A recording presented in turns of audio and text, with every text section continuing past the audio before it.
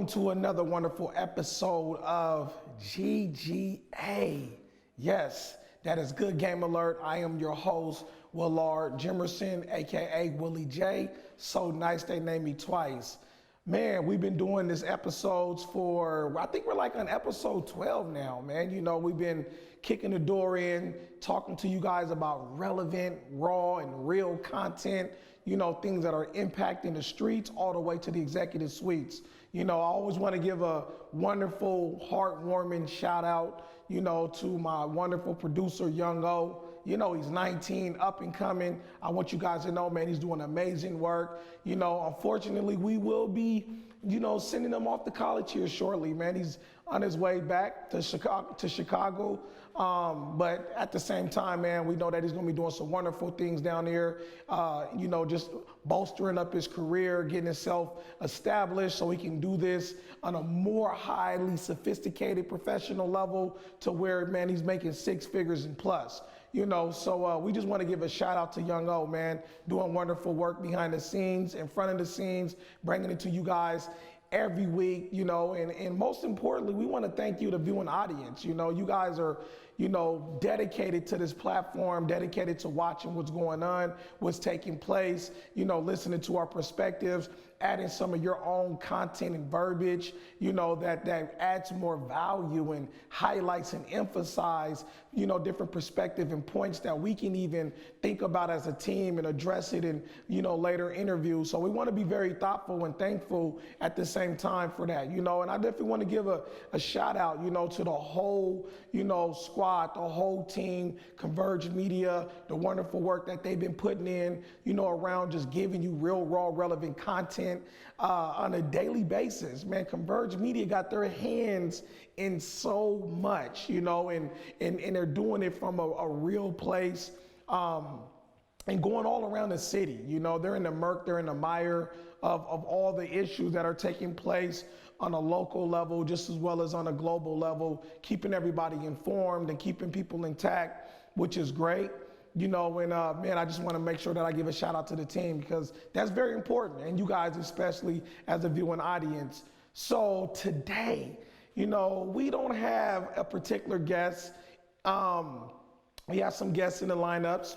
We were going to have some come today, but it was like, you know, we decided to go ahead and kind of like speak on a variety of different topics, subjects, some things that we wanted to get into early on in the making of this particular podcast, but we just kind of ran off and got people in the space, man, that really wanted to share their viewpoints and their perspectives, their heart, you know, felt issues that is impacting their lives, the lives of others, and things that are taking place here on a local level. So we wanted to make sure that we share this platform and offer this platform to be able to do those things. And for the viewing audience and those who are locally, you know, situated, if you feel like you have an issue or something that you want to talk about, you want to expand on, hit us up. You know, we're always looking for sponsors. If there's anybody that you know or yourself who wants to be a sponsor, make sure you hit us up here at ConvergeMedia and make that happen. You know, tell them you want to be a sponsor and we'll find a way to loop you in. But we definitely would love to have you guys just tap in and say, you know, what are some of the things you want to hear, you want to be discussed, or some issues you want to be emphasized, you know. So with no further ado, I want to definitely bring you guys up to speed on some of the things that are taking place regarding some work that I'm involved in. I really believe that the work, when it comes to the nature of being in community and doing communal work and working with young folks and working with families and also other different organizations and service providers, that for me, the biggest caveat, the main ingredient to be able to be successful in order to bring these different resources to fruition, for the lack of a better term, is that we work in a collaborative spirit. We have to work in a collaboration, right? Like nobody can get everything done by themselves. At the same time, no one person or even one entity or organization can solve for every problem that exists in our community. And oftentimes what takes place is that when there's a problem going on in our community, the way the system is designed, it has been set up, it's been set up in a way where we look towards certain individuals or certain community providers, and we make that societal issue their thing to solve. And that's not always, the best approach, I would say. That's not always the thing that we should do. We should be thinking about how can we all come together as a collaborative, but also how can we tap into the expertise around a particular issue that we may have in our communities or even in society that we're looking to resolve, right? So on this particular issue that I'm gonna talk to you guys about here briefly is really around gun violence, but youth gun violence. Is about urban violence, right? And so when you think about gun violence, I want you to think about violence in a sense. I want you to think about it from a context perspective.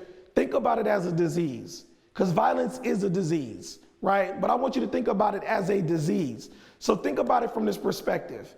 Let's say that a person says to themselves, maybe they did some self-diagnosis, and we know people do that all the time, especially with this pandemic. I'm sure that you and even myself, I've diagnosed myself several hundred times, and I think I've probably had something every time, right? Just because you hear all the stuff that's out there in the media, and you begin to read and you begin to take all this information in, and next thing you know, you sneeze or you cough, and you now all of a sudden you done diagnosed yourself with something, right? And so the reality is, just imagine, if you will, just bear with me, that a person has diagnosed themselves with a disease, right? Even though that's not really possible. But let's just say they diagnosed themselves with a disease. And they go walk into the doctor and they say, "Doctor, I need you to cure me of this disease." And any doctor who's a trained professional is going to listen to their patient. But first and foremost, they know that they're not going to go into a particular process to cure a disease that they are not aware of, which particular disease that you are ill from, that you are impacted by. So I want you to think about violence as a disease. And so the reality, when we talk about violence as a disease, it has so many different compartmentalizations. It's compartmentalized. What I mean by that is, when you talk about violence, it's a whole, right? It's a disease. It's just like, cancer, for the lack of a better term. It's a disease. It's an illness, but it's compartmentalized. There's variations of cancer. There's leukemia, there's all types of different cancer. There's lung cancer, there's brain cancer, there's all different forms of it. And when you go to a doctor who specializes in a particular form of cancer, they know exactly what to do. They know how to go to work. They know what procedure, what process needs to take place in order to preserve the life of the patient. And so when we're talking about violence, there's variations of it. There's domestic violence. There is, child abuse. There is, animal abuse. There's all forms of violence. And we're talking about gun violence. So when we're talking about gun violence, we're not going to go grab experts who know about domestic violence or maybe animal abuse or child abuse or whatever. We're going to go to experts who understand the social determinants of health, the impacts of that around gun violence. So we're going to pull those people into space. So now we're not just talking about a disease of violence, we're talking about a particular disease. So now what we're going to do is extract from that the experts who can come in and lay their hands on this particular situation. So I know I kind of went around the block because I wanted everyone to kind of get focused and kind of understand where we're going here when we're talking about extracting, dismantling, disrupting, and eradicating a particular disease, that it requires the right people in the room. It requires the right experts in the operation room, the right people to put on the surgical gloves and to go to work, right?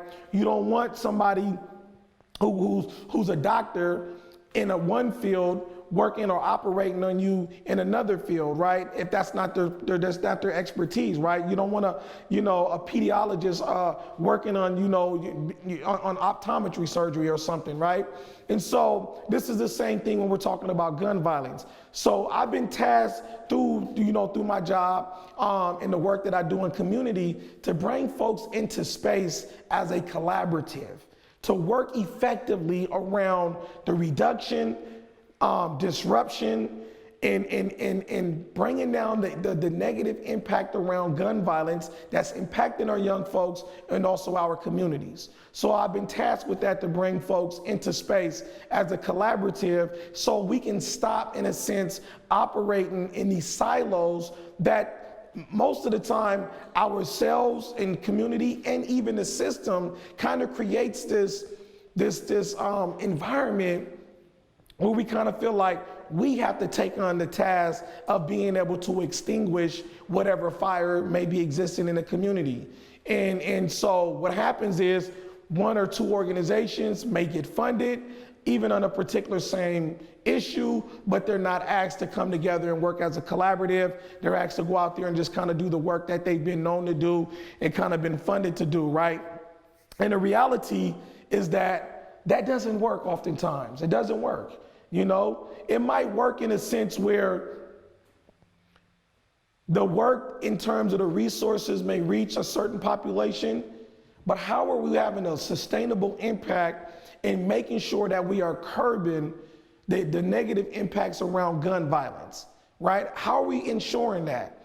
So through this regional approach method that we've been able to put together, we've been able to effectively connect with individuals and organizations throughout the King County, Martin Luther King Jr. County. We've been able to connect with folks all the way throughout, instead of just being in Seattle, where there's you know, the uptick of gun violence has been showing up in Seattle all throughout South King County. So we want to make sure that we have resources and the right people, which is the main resource, is the people, is the human connection, that we put people in place with the right training, with the right skills, the right experts that come in and do their part to eradicate and eliminate the social determinant or the negative social determinants of health around gun violence. And so these are the things that we've been working on and we've been tasked on. And I want you to know that there's a lot of work that's coming out of this. There's a lot of effort. There's a lot of late night studying, even on my part, staying up late at night and trying to do my part to bring it all together, so to speak, you know, as well as just to bring everybody up to date. Next Friday is August 28th. Next Friday, August 28th, right, between the hours of 3 p.m. and 5:30 p.m. I want folks, as many as they can, to come down by the intersection, the cross intersection down by Franklin High School. We're gonna have a surprise for you. We're gonna blow your mind, because we are going to do what we have to do in order to raise the issue and the solutions that we've been able to come up with to get the resources in the hands of the right folks, the right expertise to be in the operation room around gun violence in order to eradicate the negative impacts of social determinants of health around the particular aspects when it comes to gun violence. We have, through research and even through just realness and knowing what's going on and the connections we have in our city, and also you can see this thing playing out on a global level throughout even our country, but we are in we're dealing with two different pandemics at one time. We're dealing with COVID-19, and we're also dealing with the uptick of gun violence right here, even in Seattle. But the difference between those pandemics, one is getting funded and the other isn't, right? And so we want to make sure that we are drawing the attention to this pandemic that is not getting funded, that should be getting funded, as well as we want to make sure that we interrupt with the right resources and services of young folks who are dying from a preventable cause of death. Dying from a gunshot wound is a preventable cause of death. We can prevent this type of death. We can prevent young folks from getting caught up in these situations. Oftentimes we want to blame young people. But you got to remember, when you were young, for those who are not as young, watching what's going on, you didn't have many tools or resources. And maybe your situation was totally different, to where you thought out of a different mind, because the mind you had to think out of was created in an environment that may have been different than what the young folks are faced with today. So they're only responding with the tools that society has given them. Right? An example was this. Some of us don't like young people smoking marijuana. We be like, they shouldn't smoke. And I'm saying this because I remember going to playing security at a party of high schoolers. Garfield High School was they had won, I believe it was their championship, and it was the senior year for some of these young folks, and they just threw a party at the China Harbor. And everybody came down there, people from all over, not just from Garfield High School or anything. And we had, parents and adults there kind of like doing, security checks and patting people down, ensuring that no weapons or illegal drugs or anything of that nature was brought into the space. And so anyhow, when young folks seen that we were patting them down, consequently, there was some marijuana paraphernalia was dropped on the ground. No, I don't know who dropped it. No one knows that. We just, some adult retrieved it. And then they was like, let's go to the huddle. We need to talk. Man, we need to make sure that these guys aren't bringing any weed, because look what I found. And then, from that, more conversation was being had kind of like on the side and kind of like going in on these young people. And when I mean going in, they're like, look at these guys, they're trying to sneak weed, and they should be ashamed of themselves, they're smoking. And then I'm sitting there thinking and looking at these guys, and I'm like, well, who voted the legal use of marijuana? Not them. They're not even old enough to vote. It was adults. So we have to look at ourselves, how we are preparing our society in such a way where the young folks are growing up in this society, and this becomes a resource or a tool for them. And we want to make sure that we create opportunities where they have different resources and they have different tools, and they can make better decisions and make more sound decisions with the judgment of these different access points of building their cognitive of thinking in a much way, right? Much different way. And so I just want everybody to kind of understand those things, is that we want to make sure that these young folks get what they need. So don't miss out on, I know Friday is also an important day. That is the 57th anniversary, the March on Washington with Dr. Martin Luther King Jr. So here we are in Dr. Martin Luther King Jr. County. We're gonna host an event right there at the intersection by Franklin High School next Friday, August 28th, between the hours of 3 p.m. and 5:30 p.m. So we want to make sure that you guys are aware of that. I don't want to give out all the details, but just know that we are putting the public on notice that we are not going to stand by and watch our young folks no longer be in existence, right? Who's going to take our place if our young people are dying before us? So there has to be a stop, and we're not just doing a public outcry. We're coming to the table with solutions, as well as coming with a charging document so our political, friends in high places, policymakers who kind of hold the bag, we want to make sure that you put your money where your mouth is. We want to make sure that your budget is reflective of your values.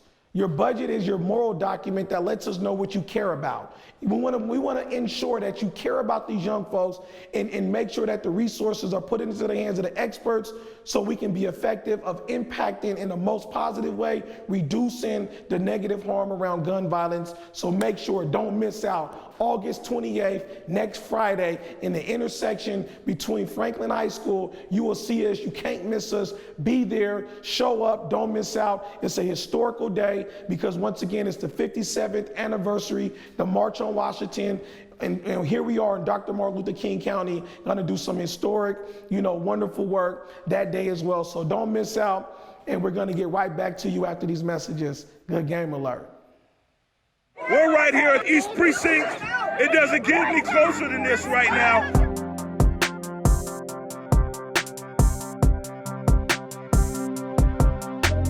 ConvergeMedia produces culturally relevant content for Black and urban audiences. Our coverage is raw, transparent, and objective, praised by community leaders, government officials, and residents. As a small independent media company, we rely on the financial support of individuals and business members to stay on the front lines of the news that's important to you.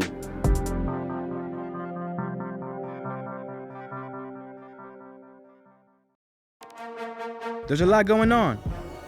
Are you ready? Ready to feel better, look better, be better? Drink water. Be ready for a pickup game. Instaframe to work hard towards your aim. Drink water. Hydrate. Hydrate to invest in yourself. Cut down on sugar. Invest in your health. Imagine the possibilities and reach your potential. Who knows what's next? Be ready. Be hydrated. Do you want to represent your city? Now you can. The City of Seattle's Democracy Voucher Program is now open. Candidates interested in using democracy vouchers to help finance their campaign for 2021 may begin qualifying now. In 2021, the mayor, city attorney, and the 2 city council at-large positions will be on the ballot. The Democracy Voucher Program has $6.8 million available for local candidates to fund their campaigns. Running a competitive campaign can be costly, and access to funding can serve as a barrier to entry for potential candidates. The Seattle Ethics and Elections Commission is offering one-on-one trainings for potential candidates who want to explore how to access the democracy vouchers. Interested candidates can contact the Democracy Voucher Program at 206-727-8855 or email democracyvoucher@seattle.gov. For more information, you can also visit seattle.gov/democracyvoucher. Welcome back to a wonderful episode of GGA, Good Game Alert. I am your host, Willard Jimerson, aka Willie J. So nice they named me twice. Hope you guys enjoyed the break, the small commercial. That's what's definitely needed, so we can continue to keep having sponsors to be able to do the work that we do. What we do, man, to be honest with you, man, it comes from the heart. It's just come off of the sweat, the equity, the passion, the desire. Nobody's, got their hands in the pockets of anyone who's rich and whatever, So I just want you guys to know that whatever donations you can make to this platform, it goes to what we do here to be able to bolster it, to be able to hold it up, to be able to hold the space that these interviews and shows are being able to take place in. So just before our break, we were just talking about the event that's going to take place August 28th, Friday, 2020, right in the intersection by Franklin High School around gun violence. There's some work that we're doing. We're going to be lifting. I just want you guys to know, I want you to be there. I don't want you to be surprised. Don't miss out. I want you to see it. I want you to be witnesses, yourselves and realize that even though you may not be an expert around gun violence, there's something that you can do. There's some things you can do. So we're encouraging our community. We're encouraging other different officials or whoever else is watching to come down and get involved and really do something around this effort that we're going to be initiating in our collaborative. And when we say collaborative, we're working with folks all throughout King County. We've been we're working with individuals from Community Passageways, from Progress Pushers, to Freedom Project, to Choose 180, to the Y, all the way to Urban Fam. We're doing a lot of work, bringing people into space, in terms of being able to impact in the most positive way the reduction of gun violence, because young folks do deserve to live. Whether you believe that or not, you can come up with every argument about, they shouldn't be out here like that, or they need to go to school, or you can come up with every argument. It still does not quantify nor qualify and take out that they deserve to live, regardless of how low the pants may be hanging on a young person's behind, whatever. They have a life that they can get through that portion of their lives. Don't freeze this young person's frame. What do I mean by that? One of my mentors, Dr. Gilda Shepherd, who's like a mother to me, right? She always would say, when I was in a sociological class and I was serving time at this particular time.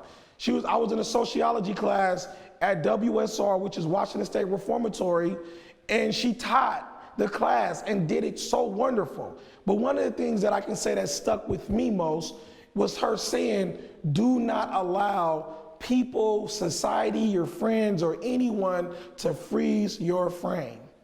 Don't allow them to freeze your frame. And what she was telling us was that just because you made mistakes in your past, don't allow people to make you be your mistake. That was a mistake. What you do is you do your effort to build yourself, to learn from that, to grow from that, and don't allow people to freeze your frame. What we mean by that is anytime you're trying to do something good, they're going to be like, you know who he is? You remember what he used to do? You remember how he was? They're trying to freeze your frame. They're trying to bring them back to the point of, or use it as a reference to try to say, this is who you are. Don't let people freeze your frame.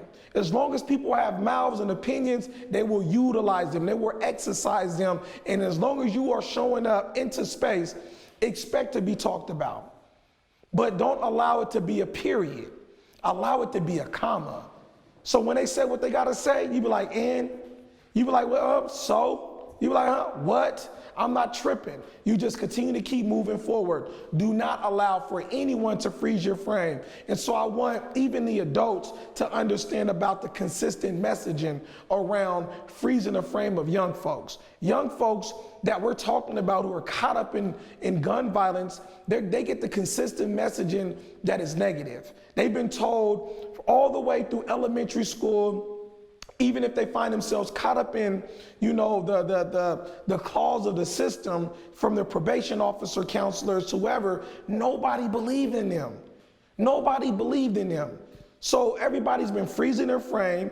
Everybody's been coming at them from a negative perspective. And so I'm just asking you guys to not freeze their frame, to not throw more or heap more negativity upon their lives, because they don't have many resources or tools or skill sets or the cognitive, mind frame that comes to experience to know how to make the best decisions or to make the best choices. So it becomes hard for them when you throw all the negativity on them, and they're very limited in how they get to respond to that. And so we don't want to freeze their frame. We don't want to give them a consistent negative messaging. We want to give them something totally different.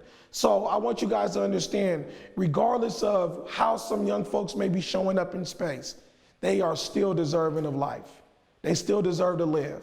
And we deserve to give them a better opportunity so they can do that in the most effective way. If we don't do that, it's really our fault. Once again, if they're smoking marijuana, that's because we have legalized it. That's because we have made it too readily accessible for them to have. So if we're upset, we have to literally do a checkup from the neck up in order to see where our head's at. We have to do what we often would say when we was at the BPC, which is the Black Prisoners Caucus, in the circle of life, to make sure that we are, instead of looking out the window, we are looking in the mirror. Right? We're looking at ourselves and trying to do what needs to be corrected in ourselves so we can correct what we see in society. Understand that. What you correct in yourself is what you correct what you see in society. Understand that. And so I just want you guys to know that don't freeze their frame.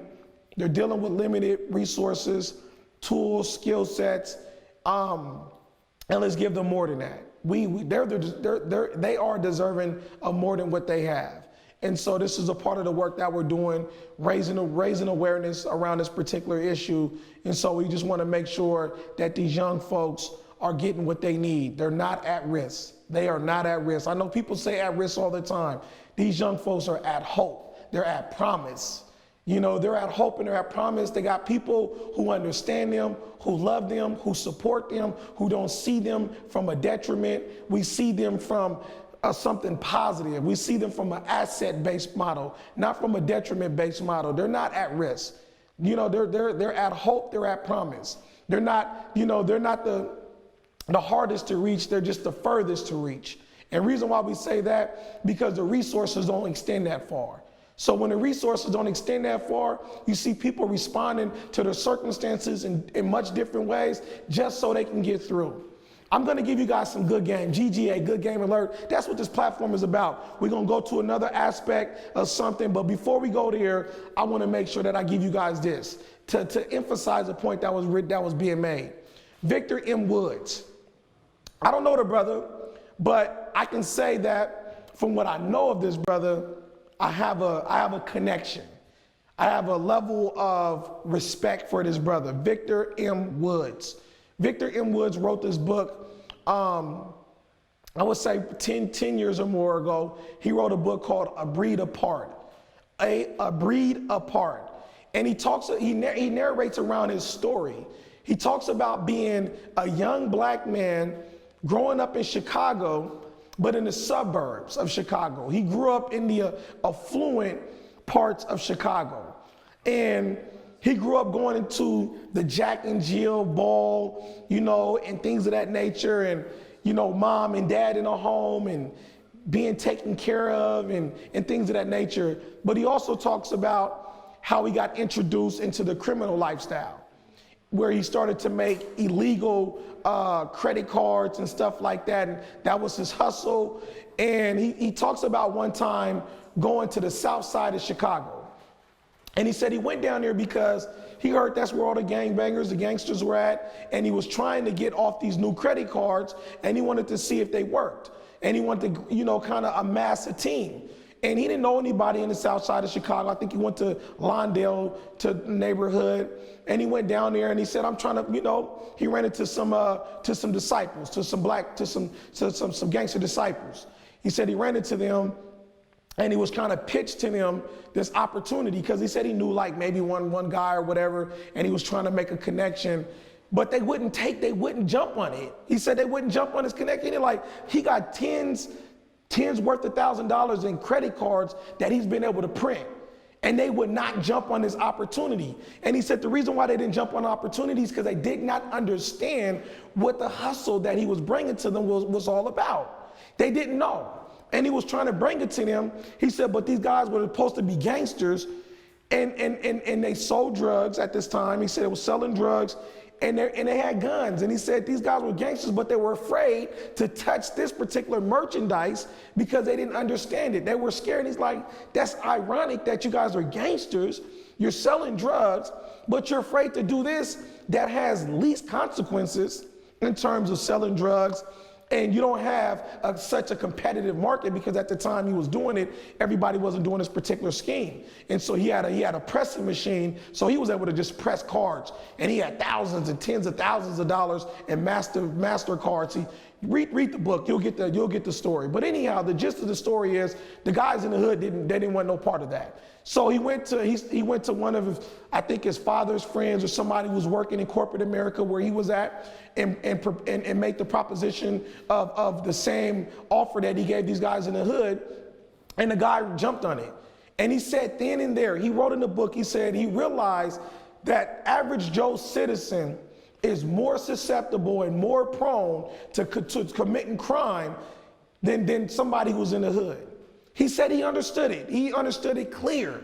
He said average Joe citizen is more prone. And this is the narrative, or this is the perspective he gave. He said average Joe citizen, even though he is situated and he has a home and he's making money, obviously working in corporate America, doing well for himself, but he knows that he can do this and kind of go underneath the radar because he's greedy. It's all about money for him. He said, but when he went into the hood and gave his proposal to people who he thought would have jumped on it because their situation was in more squalor, he realized that it wasn't about money for them. It wasn't about criminal activity for them. It was only about survival. They were only doing what they were doing to survive in the conditions in which they've been exposed to. It was a clear distinction, because here was an opportunity for these guys to have tens of thousands of dollars for free to be a part of this team he was putting together, and they were afraid to get involved. But average Joe citizen said, hey, I'll do it. I'll make that happen. And he did, and he amassed the team, right? And it really said something to me as well. And I bring this up because as I was reading this book, I think the year was 2004 when I was reading the book, A Breed Apart. And when I got to this part, I remember I was at McNo Island Correction Center, right? So 2004, I was 23. And so I remember thinking in this book, I was like, I hear what you're saying, Victor. I can understand, and obviously he had more experience than I did at that time in my life. And so I understood where he was coming from, but I was like, at that time I had 10 years in the system, right? I went in at 13. So by the time I'm 23, I got a whole decade with another decade left. And so I don't have no other way to experiment or to know if what he's telling me or what he shared is really true, because I didn't grow up in society in the same way that some other folks grew up in society and had some of these similar experiences or whatever the case may be. And so the only person I could kind of try to draw an experiment close enough to was a correctional officer, right? Because everybody else in that environment was already deemed to be a criminal except for the correctional officer, right? Who is an average Joe citizen, obviously with a profession, with a career, making money, doing what they need to do, probably has a mortgage and things of that nature, and a family to be thinking about and concerned for. And so as I'm reading this book, I'm like, you know what? I was a jokester. I'm still a jokester. I like to play around. But I'm just giving you guys my age at that time. My frontal lobe was not fully developed. I'm 23. So something in my mind said, go ask this officer who I rarely even talked to. Like, he wasn't even like a main officer in our unit, right? I knew who he was, but I didn't have a lot of, interaction or dialogue with him. It was always respectful. And it was during lockdown. Lockdown means at this time it was at night, so everybody's in their cell, but because in McNo Island, they have dry cells, and dry cells meaning that there's no sink or toilet inside the room. So they have 4 big bathrooms that has showers and a roll of toilets and stuff like that, and sinks. And so there are 2 downstairs and there's 2 upstairs on the tier. And then there's also by the officer's desk by their station, there's the ice room. So you can go there, you can open up there and go fill up your pitcher with ice or whatever you want to do. So you can probably keep, some things chilled or have some ice water or things of that nature, whatever. So I left outside the cell with my pitcher to walk towards the ice room. And as I go into the ice room, I'm putting the ice in there, and they got the hot shot, and then I'm melting some of the ice, and getting some cold water, because I was thinking I want to see if this officer fits the profile of what Victor M. Woods was sharing, right? And so in that regard, time out. Okay, so while I'm in, the ice room, I'm thinking, how can I approach this officer just to see what Victor M. Woods is talking about is accurate in terms of the average Joe citizen being more susceptible or prone, to committing a crime if they can benefit from it. And he also raised that as a part of the argument. If there's a benefit and the risk is not too heavy, like jumping in somebody's window or doing something crazy. Of course, average Joe citizen is not going to do that. But, sliding a card or whatever, kind of being as undetected, as Ponzi schemes and stuff like that, right? That's what he's kind of more referring to. So I went to the officer after coming out the ice room, and I said, hey, man, I'm dealing with this dilemma. And he's like, what's up? I was like, nah, man, I'm trying to, I said, nah, I don't think I should talk to you about it. He's like, what's up? I was like, man, can I trust you? He's like, yeah, you can trust me. I'm like, man, come on, man, seriously, man. I said, can I trust you? And he's like, yeah, you can trust me. And I'm like, it's a white guy too, so you guys know, it's a white guy. And I'm like, nah, I don't think I can, man. I'm dealing, but I need this to take place. And I'm really acting. I'm just being honest with you guys. I'm really acting. I'm going through the motions, right? And so anyhow, what I end up doing with the officer, I tell him that there's a vehicle that some of my people on the outside, I have a connection, and there's some stuff in the trunk of the car. All I need for him to do is to drive it from one location to the next, and he'll get paid $1,000. He don't need to know what's in the car, what's in the trunk. That's none of his business. He can drive legitimately. And then he was looking at, he was like, yeah, I can do that. I can do that. I said, man, for real, man, because I said, our driver, man, things went wrong. And, we need somebody to drive, man. There's something, I'm just letting you know, there is something in the trunk, but don't worry about it. That ain't your business. So I'm letting him know, all these things, obviously he's talking to somebody who's incarcerated, right? And I'm giving him an opportunity to make $1,000 just to drive. And you know what he asked me? Well, how long is my drive going to be? Where I need to go to? And then I just started smiling and laughed like, man, I'm just messing with you, man. Look, man, I'm just clowning with you. And he laughed. But right then and there, it let me know right? It was like I read the book and I went and kind of experimented, so to speak, and found out that is really true. As long as average Joe citizen is not placing him or herself at great risk when an opportunity to make money shows up, even if it's illegal, they're more prone to jump on it. Where somebody who may be from the hood, if you were to ask them the same thing, to drive a car from here to here, there's some people who would do it, right? If they got their license or whatever, but they'd be like, man, they'll ask you 1,000 questions. Hey, bro, man, look, man, are you serious? Nah, I'm cool. That don't even sound legit. That don't even sound right. Which further places the emphasis on when people are coming out of certain conditions, we like to criminalize them. We like to say you're bad because of the choices you're making. But oftentimes it's the circumstances that are creating the choices that they're making, right? And the reality is if we change the circumstances, we end up changing what the decision process looks like for individuals in these situations. So that's why I just want to bring that to you guys, because oftentimes we are talking down and bad to young folks, but they're making choices based upon the environment. And oftentimes they're not criminals. They are not.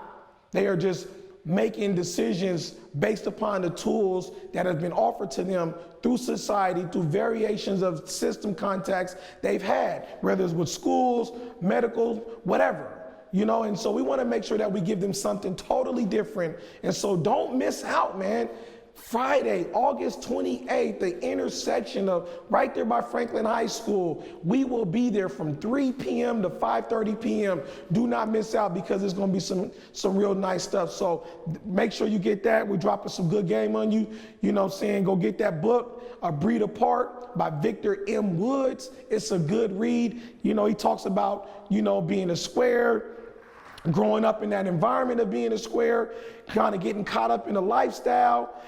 He talks about, you know, going to jail, going to prison, speaking to his dad when he was in the county jail, and his dad ain't from the street, so he didn't really have much advice to give him, but he told him, you know, like they say, when in Rome, you know, you got to do what, you know, do what they do when in Rome, do what they do in Rome, so to speak. So he ended up joining, you know, the Gangster Disciples, and became high ranking in some regard because he was knowledgeable. He picked up the literature, and also became a good friend to even one of the chiefs, man, Larry Hoover. You know, free Larry, man, free our political prisoners. You know, whether, once again, there's people gonna say a lot of different bad things about, you know, individuals like a Larry Hoover or Jeff Fort, or, you know, even a Louis Farrakhan, right? There's people who are going to say all kind of things that are going to be so negative and atrocious about these black and brown, beautiful people. You know what I'm saying? The reality is, man, these brothers have not done not even a fraction, if anything, that you know, other different groups, militias have done, you know, in a spirit of hate and keeping people ostracized and stepping on and keeping their knee in our community and things of that nature, man. We want to be real and we want to be raw, man. Some people's, what they call them, some people's terrorists are some people's freedom fighters. Let's just be honest, right? You might call El Haj Malik El-Shabazz, formerly known as Malcolm X, a terrorist in this day and age, but that was my freedom fighter. You might call Harriet Tubman a terrorist, but that was my freedom fighter. You know what I'm saying? Even you might call a Mary Flowers a terrorist, but that is my freedom fighter. You might call a Reverend Walden a terrorist, but that is my freedom fighter, right? So let's be honest and let's be real about that. And let's do the research and look at what people have actually done versus what people are actually saying. And then that's how we measure it up, right? And so I just wanted to get that out there. Don't miss out, man, because we got some wonderful stuff that's going to be hitting you guys. Stay tuned, stay connected, stay relevant. You know, we're going to give you guys another break so we can pay some bills, and we'll be right back at you with Secure the Bag.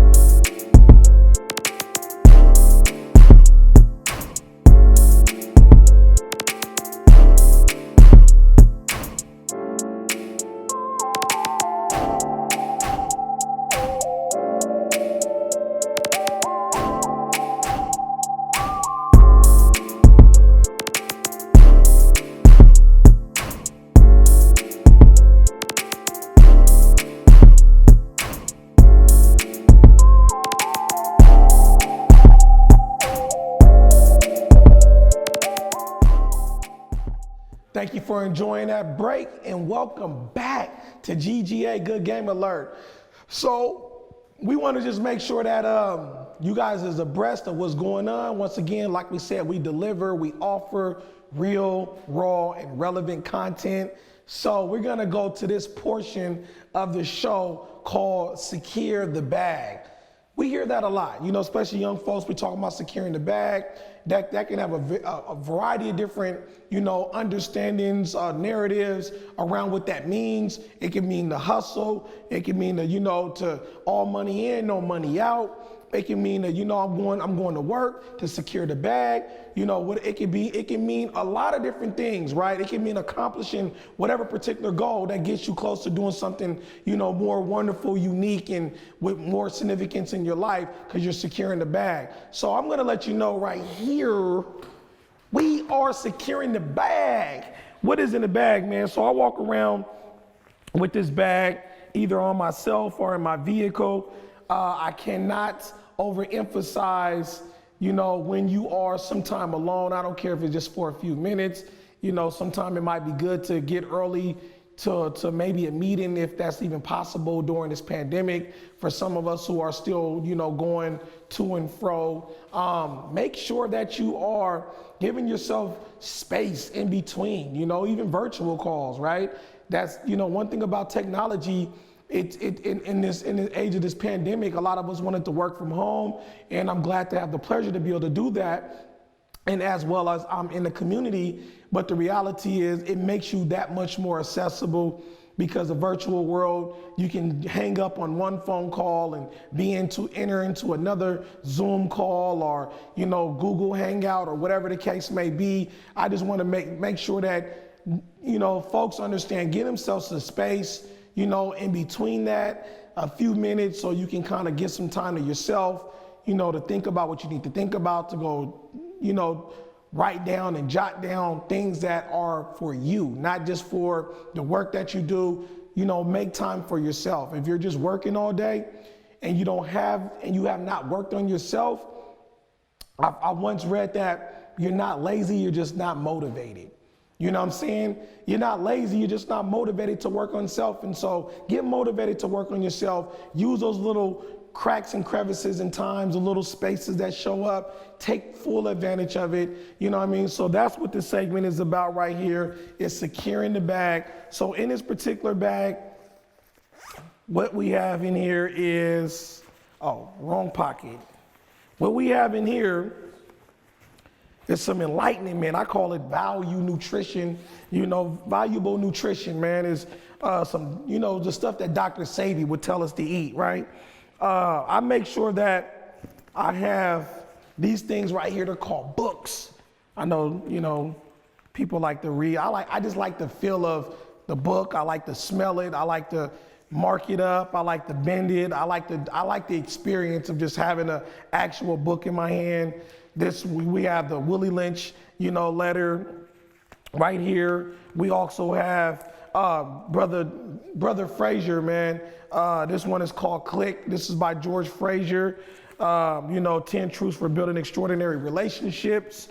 We also have How to Be an Anti-Racist by Ibram X. Kendi, good read. I know some of you guys have been on top of that as well. We also have The Pedagogy of the Oppressed by Paulo Freire. Make sure you guys are staying on top of your reading. And this is also a good book. This is 13 Things Mentally Strong People Don't Do by Amy Morin. So take back your power, embrace change, face your fears, and train your brain for happiness and success. I think this is a great read as well. There's some other different things that I'm going to provide from a more cultural perspective as we talk about securing the bag. But as I went through those books, I know I went through them pretty fast, and you can go back and kind of like try to capture what those books were. I guess that you could say that's part of your homework, and which is real easy. You know, you got a device, slide it back, even screenshot or whatever the case. But I want to highlight every time I want to highlight one particular book. So that's what I'll be doing as well when we're talking about securing the bag. So this book right here is by Dr. Alphonso Wyatt. I had the pleasure of meeting this gentleman right here on several occasions. I know many of you guys have probably heard of the Credible Messenger Initiative that's throughout this nation, doing wonderful in the states, in the city of New York, as well as in the capital in Washington, D.C., and we also are doing work here in Seattle and throughout King County. And so this brother right here is, the godfather to a lot of individuals who's doing work in so many different capacities, and he has helped to build, a stronghold around this Credible Messenger model. I know this brother right here, Dr. Alphonso Wyatt, I just get so much from him. Anytime I'm in space with him, anytime he is sharing his thoughts, my ears are perked, my eyes are wide open, and usually my fingers are dancing. And what I mean by dancing, I'm either dancing on my iPad, on my phone, or, I'm doing something to jot down, the information that he's providing. And so this book right here, he told me, I last seen him, I was in Kentucky, and he was like, I'm gonna send you a book, and I'm sending it to 100 people around the nation. I see who's on the up and coming, making an impact in the community. And he said, you are definitely on my radar. And his brother's in New York, and that was a beautiful blessing. And he definitely kept his word. He sent me the book, and he also wrote me a letter. But he told me this book right here was inspired by the work he did with the Credible Messengers and going inside the criminal punishment system. And this book is called Beware the Mind Hustler, Identifying Self-Destructive Thoughts and Distractions. This is by Dr. Alphonso Wyatt. So I want you guys to get this book. I want you to pay attention to what's laid out into these particular pages. There's so much information in here. I read it all the time. I comb through it. I like I said, I like to, beat my stuff up. This brother he's phenomenal, right? And even there's a highlight that I want to even highlight even on the forward. Like the forward has even some good information, but over here it says experiences matter, but how we respond to our experiences matters more. Experiences matter, but how we respond to our experiences matters more. That's real. That is so real, and it's so real for me. And it's so real for so many others, right? Because the reality is when you're going through what you're going through, especially young folks, that experience matters. It does, because you're going through it. But what matters more is how you respond to your experiences, right? And a lot of times we don't have all the necessary resources to have the best response. And so for young folks, I encourage you to think about one positive person, one positive adult you have in your life. And when you're going through something, do not hesitate to reach out to that positive adult that you have in your life. Lean on them. That person is not just living to not be able to give some of the information they've been able to acquire through the process of living. They want to share, they want to grow, they want to help, right? I've been told that you need to have 3 functional forms of relationships. You need to have one where you have somebody who's mentoring you. You have another relationship where you're maybe mentoring someone else. Then you also have a relationship where you're parallel, right? So you're able to have these different expressive components of your personality that allows you to continue to keep growing in many different aspects. Because as you grow, you got people that mentor you, you're learning. You got folks that you're mentoring, you're really learning, because then when you're mentoring people, you're holding on to that information, right? And then when you got people on a parallel, those become like your thought partners. You can talk more candidly in some aspects, in some ways, and more openly, and get different aspects of yourself. So I want young folks to understand that, and then also want some of the older folks to think about the young people and just, don't feel like you got to go out your way, but do something that reaches into the lives, into the lives of these young folks in a significant way. if there's something great that you're good at, offer it as a resource and as a service to our community. Make sure that you are handing the work over to them so they can carry it into the other aspects of life. You know, and so if you're, let's say, for example, you're a great mechanic, give that jewel to another young person so when it's time for you to retire or to move to the side, all that wonderful valued knowledge and experience is still in existence. It's still going. It may not be your grandchild or your nephew, your niece, or even a son or whoever may inherit that knowledge, but someone is going to take it somewhere else. You know, so we all can do something, and I want to make sure that you guys understand, secure the bag. You know, the best investment that you can make is the one that you put, the information you put inside your head. This is the best investment that one can make, because with that, you built yourself to make the best decisions, to eradicate the things that does not need to be in your life, and you be able to move forward. So with that, we brought to you guys another wonderful episode of GGA. Thank you for coming to this platform. We're looking forward to engaging with you guys next week as well. Do not miss Friday, August 28th, the intersection right there by Franklin, off of Martin Luther King and Rainier. We will be there between the hours of 3 and 5:30 p.m. It's going to be historical. Do not miss out. This has been another wonderful episode by your host, Willie J. Good game alert. Don't miss out again. And thank you once again to the viewing audience. We'll see you guys next week. Peace.